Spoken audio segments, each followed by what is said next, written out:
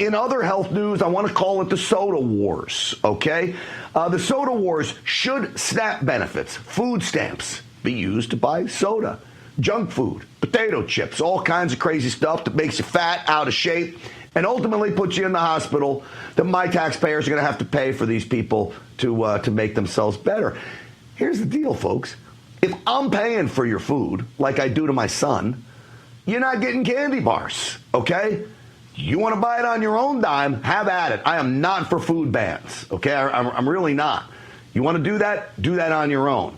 But taxpayer money, I don't think so. But this is how the Democrats think. Rosa DeLauro.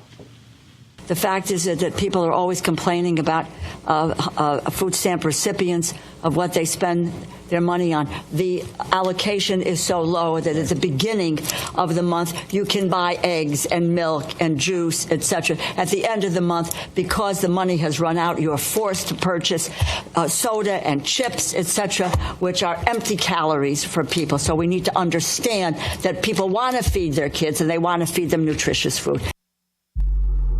That, folks, is a load of bullcorn, okay? By the way, the price of eggs are coming down, thanks to President Trump. I want to bring in now Colorado Congresswoman Lauren Boebert is back with us. Congresswoman, great to see you. Grant, it is great to be on. And as a former food stamp recipient, I know the program very well, grateful that it was there in the times that we needed it. But also, I lived through that cycle of poverty that you get stuck in, and it's almost impossible to break out of. So I'm glad that we are having this conversation, and hopefully we can get some reforms in the supplemental nutrition assistant program and food stamps going forward. I'm really grateful to see this conversation taking place and really addressing, like we just heard my colleague on the other aisle say, the empty calories that are purchased at the taxpayer's expense. So I was shocked to learn that 23% of SNAP payments, the food stamps, go towards junk food. That's a quarter of everything spent goes towards junk food. The savings are well into the billions of dollars here. Yes, and this is something that should be bipartisan and really easy to identify, that we should not have junk food as something that is being purchased by food stamps, so that's funded by the taxpayers.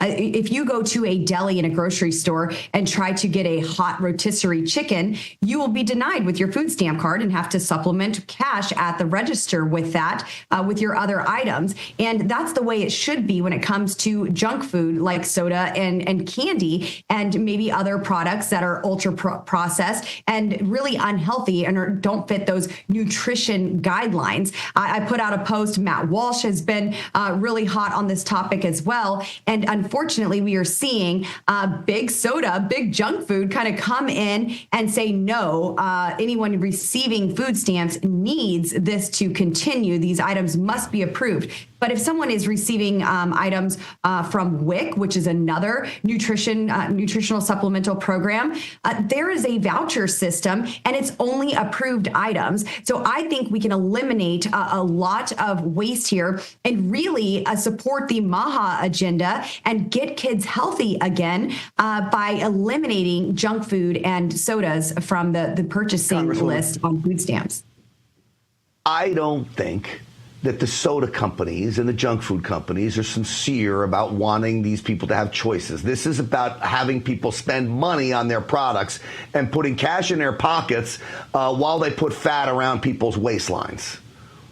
Yes, and just as you said, then we go on to cover those healthcare costs as well, because if they're on food stamps, well, then they more than likely qualify for Medicaid, and we are just having this very unhealthy cycle where Americans are left without the nutrition that they need, and they end up sick and in the hospital, and then in this awful cycle that we are footing the bill for. Now, no one is advocating for limiting choice with your own money, but when it comes to taxpayer-funded programs, I think there should be limits. And certainly, if it's not something that is beneficial or nutritional, it should not be in the SNAP program. SNAP is more than 2/3 of the farm bill. It would be great to get that separated and have a farm bill that just went towards our farmers. But this is a huge expense that the American taxpayers are covering each and every year.